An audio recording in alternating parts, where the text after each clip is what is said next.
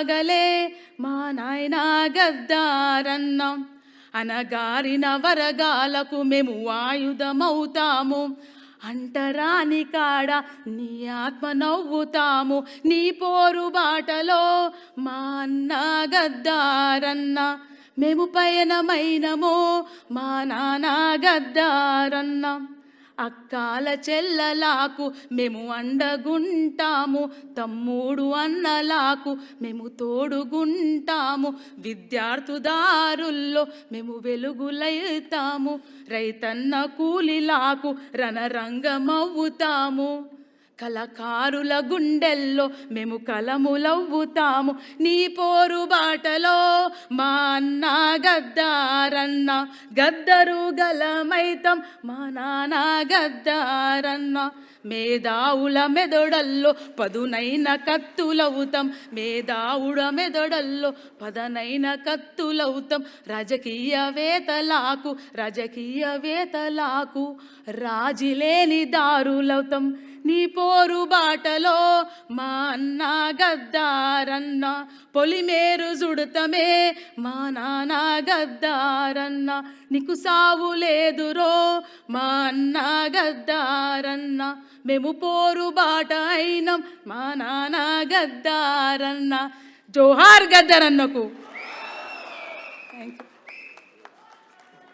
ధన్యవాదాలమ్మా. మరి గద్దరన్న గురించి ఎంతసేపు విన్నా కూడా వినాలనిపిస్తుంది. సభా సమయాన్ని దృష్టిలో పెట్టుకొని మిగిలిన అతిథులు, ముఖ్య అతిథులు, గౌరవ ముఖ్యమంత్రి, మంత్రివర్యులు తప్ప మిగిలిన వారు కొంచెం ఒక 2 నిమిషాల్లో క్లుప్త మనోహరంగా, సంక్షిప్త సుందరంగా ప్రసంగించవలసిన కోరుతూ ప్రజాకవి జయరాజ్ గారు ఒక్క 2 నిమిషాలన్న స్వాగతం.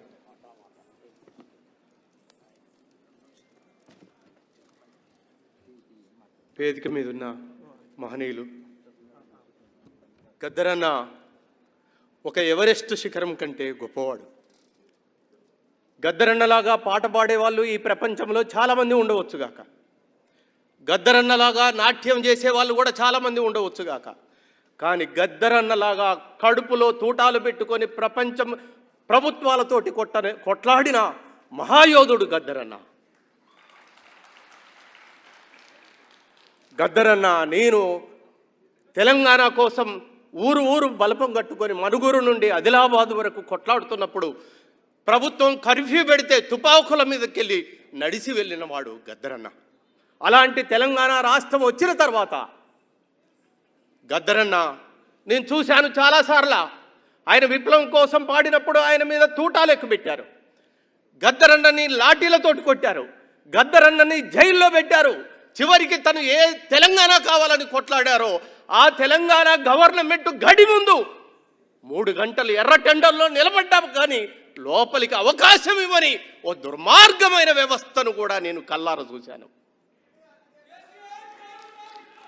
కానీ గద్దరన్న లాంటి మహా వ్యక్తికి చనిపోయినప్పుడు, శ్వాస వదిలినప్పుడు అక్కడ ఉన్నది ముగ్గురం. తన సూర్యం, వెన్నెల, నేను, రేవంత్ రెడ్డి గారు.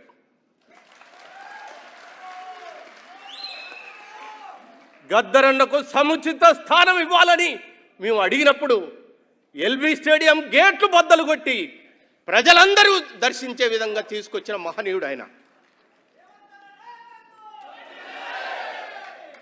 గద్దరన్న ఏ స్వప్నం అయితే కన్నాడో నెత్తుటి మరక పడకుండా, గద్దరన్న ఏ విప్లవాన్ని అయితే కోరుకున్నాడో ఓ డెమోక్రటిక్ పద్ధతిలో ఇక్కడ ప్రమాణ స్వీకారం జరుగుతుంటే అక్కడ గడిగోడలు కూల్చిన విప్లవకారుడు రేవంత్ రెడ్డి గారు.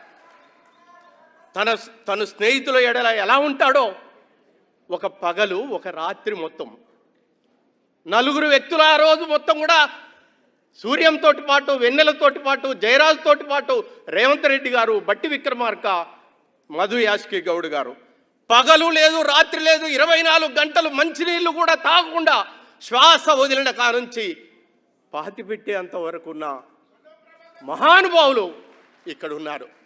అంటే నాకు ఆ రోజే అర్థమైంది, ఇలాంటి ఒక చాకు లాంటి ఓ డెమోక్రటిక్ వ్యక్తి ఈ రాష్ట్రానికి ముఖ్యమంత్రి అయితే మా కలలు స్వప్నిస్తాయని ఆ రోజే మేము కలలు కన్నాం.